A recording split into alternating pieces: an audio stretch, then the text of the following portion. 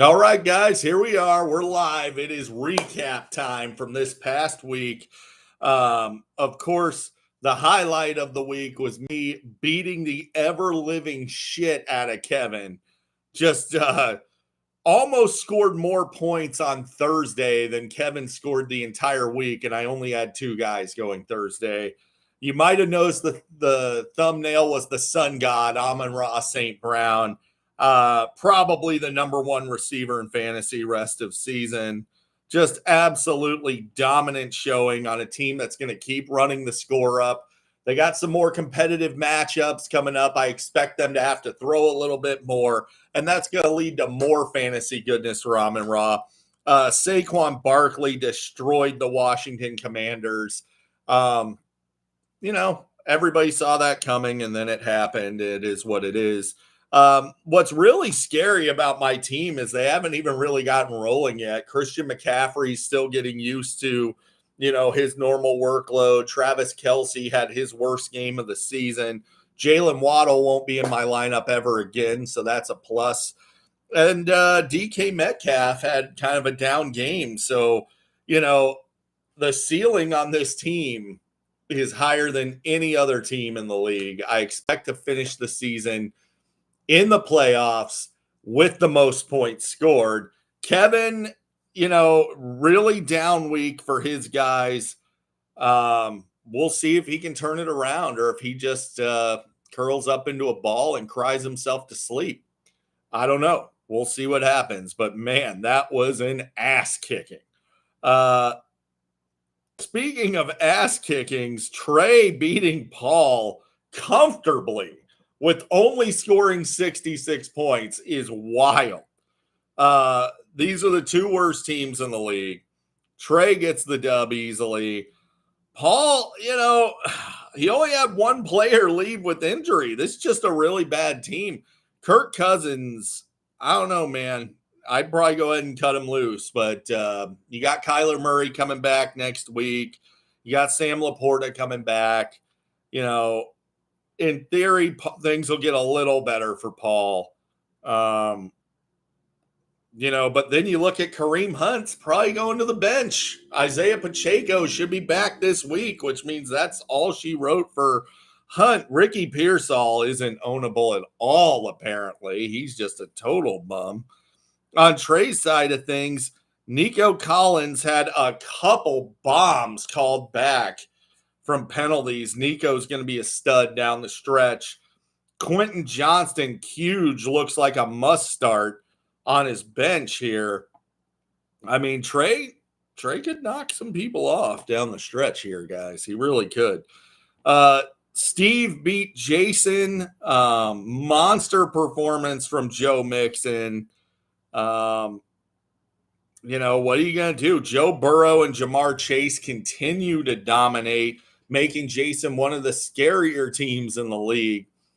But Jason's got an uphill battle. He can't afford another loss. He's going to have to win out from here. So we'll see if he can do it. Can he rise to the occasion? I don't know. But if Jason wins out from here, he can still make the playoffs. Probably going to need to win out, though, to do it. David Montgomery, of course, destroyed the Jacksonville Jaguars. I think everybody saw that coming. Cedric Tillman looks like he's droppable. Terrible schedule, and he sucked against New Orleans in a game where they threw 50-something times. Probably go ahead and let him go. Kyron Williams is teetering on the edge of unstartable. Hasn't scored a touchdown in a month. TJ Hawkinson is droppable. I told you should have never picked him up. You picked him up. You wasted a roster spot for weeks. Now you're playing him, and the guy absolutely sucks. You're benching David Njoku, who's awesome. I'd probably just cut Hawkinson loose. But Josh Allen, tough matchup against KC. He got it done. 20 fantasy points. Jawan Jennings, everybody predicted he would have a big game against Seattle with George Kittle out. He did have a big game against Seattle. There you go. Joe Mixon, of course, again, monster game against the Cowboys, which I think we all kind of saw coming. Now, Tony Jr. with the high water mark of the week, 134 fantasy points. behind monster efforts from Jared Goff, Cooper Kupp, Breece Hall, and Jerry Jeudy. Man, Jerry Jeudy, 20 fantasy points. That was the stream of the week, bar none. Just looked fantastic. Tough break for Joe at 118 points, but he 1,000% deserves to lose after being just a total dickhead and mushing the Bears. Not sure what Joe was thinking there. That was one of the biggest dick moves we've seen in our chat in years. And we've had people talking about banging each other's moms in there. We had Reese in there once superimpose somebody's daughter onto a Bumble match and make jokes about banging her. This was worse. Joe is very lucky that he only faced a few hours of timeout. He should have faced a much more severe penalty. But consider this your final warning, Joe. Don't ever do that again.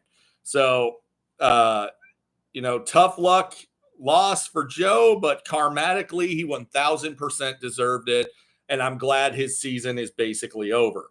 Now, we look at Jared beating Senior here. Senor Tortuga with a preview of what it's going to look like in the fantasy playoffs with Lamar playing Pittsburgh. Lamar just does not do well against the Steelers. If only somebody would have been telling him that for the last, 2 months or so.